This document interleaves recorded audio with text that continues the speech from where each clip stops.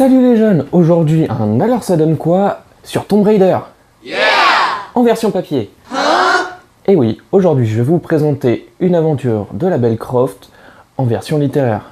Donc, ce roman qui s'appelle Tomb Raider les 10 000 immortels est un roman qui se déroule juste après le jeu, le reboot de 2013, mais avant le comics qui est lui-même avant Rise of the Tomb Raider. Donc ça fait beaucoup de trucs avant et après. Donc timeline, hein, premier jeu de 2013, le roman, le comics, Rise of the Tomb Raider. Voilà. Donc ce roman fut écrit par deux personnes de talent, Dan Abnett et Nick Vincent. Dan Abnett, lui, est un auteur et scénariste très connu et reconnu dans le domaine du comics et du jeu vidéo, car il a scénarisé une série de comics, Les Gardiens de la Galaxie, qui fut lui-même adapté au cinéma. Et oui, il est à l'origine du Peter Quill que nous connaissons tous aujourd'hui. Mais il a également scénarisé Alien Isolation et La Terre du Milieu, Shadow of Mordor. Donc, il a quand même écrit des trucs pas trop dégueulasses. Quant à Nick Vincent, elle est une éditrice en freelance qui a édité dans des domaines divers et variés, dont le comics, les romans et compagnie. Donc nous avons deux personnes de talent qui furent engagées par Crystal Dynamics pour écrire une suite de la belle Croft en version littéraire, mais avec de grosses contraintes, car ils devaient respecter la timeline et également respecter tous les éléments déjà donnés dans les diverses œuvres déjà sorties, donc dans les deux jeux et le comics. Une chose peu aisée qu'ils ont traduit par le fait qu'on vous donne des pinceaux, de la peinture et une toile et que vous deviez peindre la Joconde. C'est sûr, c'est pas facile. Mais, pour moi, je pense que ce défi fut relevé haut la main. Donc, pour faire un petit résumé du bouquin, nous suivons la belle Lara Croft qui, 2-3 mois après les événements du Yamatai, se retrouve en colocation avec son ami Sam, que nous voyons aussi dans le jeu, mais malheureusement, cette dernière tombe dans le coma de façon inexpliquée et inexplicable. Lara, soupçonnant la reine solaire Himiko d'être derrière tout ça, se met en quête d'un artefact magique et millénaire perdu. Sinon, ce serait trop facile, hein. Ah mais il est là, tac, je vais le prendre. Donc, la belle Lara est obligée de voyager dans toute l'Europe. Elle part de Londres, là où elle vit, pour aller jusqu'à une île sur les côtes grecques, tout en passant par Paris avant. Il lui arrivera moult de péripéties et d'aventures, mais elle sera également poursuivie par un groupe secret et millénaire, les 10 000 immortels. D'où le nom du bouquin. Bien sûr, c'est un groupe qui est surentraîné et qui veut exactement la même chose qu'elle, donc ils n'hésiteront pas à user divers moyens. Voilà le petit résumé du livre. Maintenant, je vais vous dire ce que j'en ai pensé. Eh bien, c'est vraiment plutôt pas mal. Hein. Ici, nous avons un bon roman d'action trailer, parce que c'est quand même une grosse enquête. Hein. Elle cherche des éléments de réponse à chaque passage, à chaque chapitre. Elle n'est pas sûre que cet artefact existe, mais elle en est convaincue et fait tout pour le retrouver. Et du coup, on a vraiment envie de l'aider, parce que cet artefact, même si elle le veut pour elle, pour l'utiliser pour son ami, contrairement à l'autre groupe qui eux le désirent pour l'avoir, elle le veut pour aider en fait. Elle veut faire le bien avec. Et du coup, on a envie d'être avec elle, bien entendu. Ça, voilà, elle a des raisons nobles de faire ce qu'elle fait.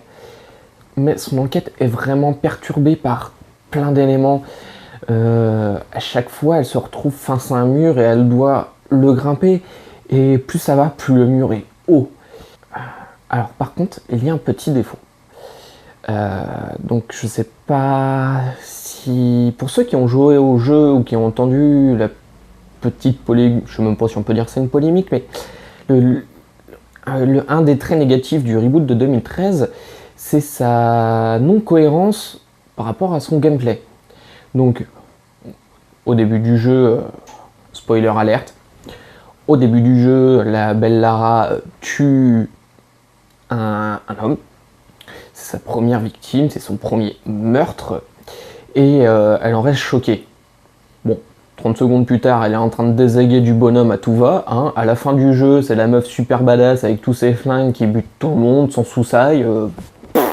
Voilà. Et là, c'est dans le livre, c'est comme si elle avait tout perdu, tout son entraînement, qu'elle avait tout oublié. Si le jeu n'avait pas été là avant, ça aurait été presque pareil dans le bouquin. C'est un petit peu dommage. Alors après, c'est partiellement expliqué par le fait qu'elle ait des crises d'angoisse et que dès le début du bouquin, elle entend un bruit suspect, donc un moteur qui pétarade un petit peu trop dans une ruelle, elle croit que c'est un coup de feu, ça y est, elle est repartie sur l'île du Yamatai, elle est en stress, elle n'arrive plus à respirer et tout ça. Donc c'est expliqué partiellement comme ça, mais quand l'action se fait beaucoup plus présente dans le livre, quand l'adrénaline arrive, bim, c'est bon, elle retourne en mode super badass, quoi. Donc, c'est un petit peu dommage, quoi, parce que quand on a joué au jeu, on se dit, bah zut, quoi. Surtout dans Rise of the Tomb Raider après, où elle est restée aussi badass, en fait, voire même plus au début du jeu, quoi. Elle doit survivre toute seule dans la neige, enfin bref. Je n'ai pas de détails par rapport au jeu, on n'est pas là pour parler de ça.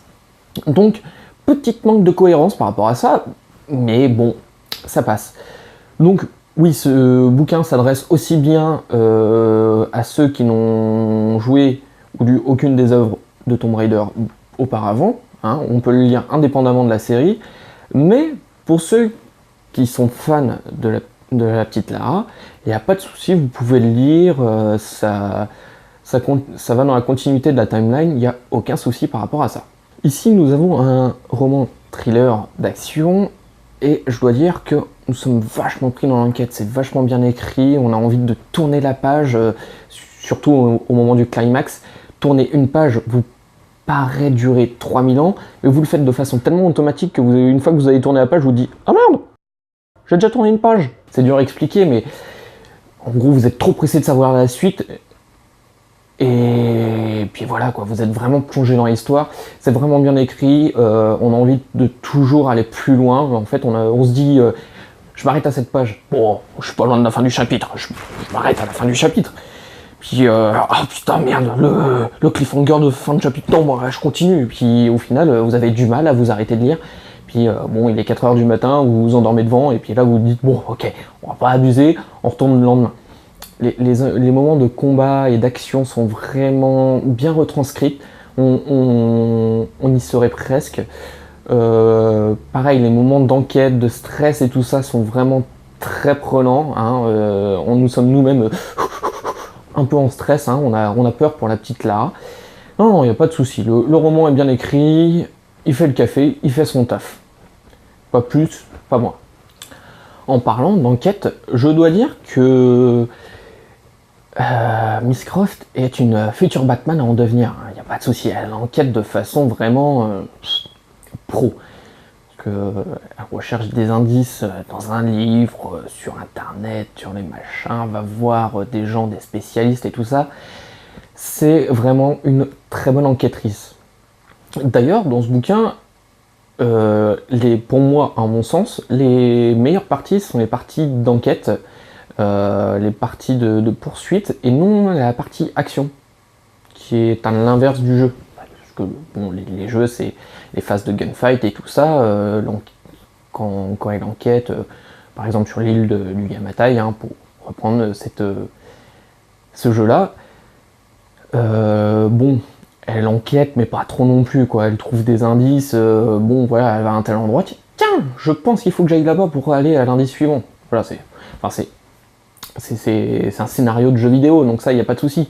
Ici, ça peut pareil, elle va à un endroit pour trouver un indice, mais en même temps, et c'est pas tout le temps, c'est pas gunfight. Elle arrive à l'endroit, elle trouve l'indice, gunfight, elle repart pour aller à un autre endroit, gunfight, enfin voilà. Là, c'est vraiment, elle arrive, elle discute avec la personne et tout ça, et là, une petite mésaventure, mais ça veut pas dire que forcément, elle va défourailler et dézinguer à tout va. Bien au contraire, elle essaye de le faire le minimum possible parce qu'elle sait que Elle peut être arrêtée, elle peut être tuée, tout ça quoi. Enfin, elle a une conscience, on va dire. Ça, y a pas. C'est vrai que du coup, on lit plus le bouquin pour l'enquête que pour l'action. Et ça change un petit peu quoi. Puis là, on a vraiment comme dans le jeu de 2013, une Lara un peu fragile, un peu perdue aussi et seule. Elle préfère d'ailleurs être seule parce qu'elle sait qu'elle est poursuivie par les personnes et qu'elle veut pas mettre d'autres personnes en danger. Mais c'est vraiment un personnage bien développé, je trouve. Franchement, non, Dan Abnett et Nick Vincent ont vraiment fait un très très bon taf sur ce bouquin. Donc je n'aurais qu'une chose à vous dire, je vous conseille très fortement de lire ce livre. Juste par curiosité ou parce que vous avez envie de lire, enfin bref, lisez ce livre. Il est vraiment sympa. Vous passez un bon moment devant, surtout que bon là on est en plein été, c'est un peu grisâtre, se mettre des fois un petit peu sous la couette avec un bon petit bouquin à feuilleter, c'est cool. Ou même sur la plage, feuilleter le bouquin également, c'est super. Je vous le conseille fortement, il n'y a pas de souci. Bon, pour conclure la vidéo, comme d'habitude, je vous dis retrouvez-moi dans les commentaires ici sur YouTube ou sur la Geekery d'Elon sur Facebook. N'oubliez pas de liker, de partager, de vous abonner. Et à bientôt sur la Geekery d'Elon pour un nouvel épisode.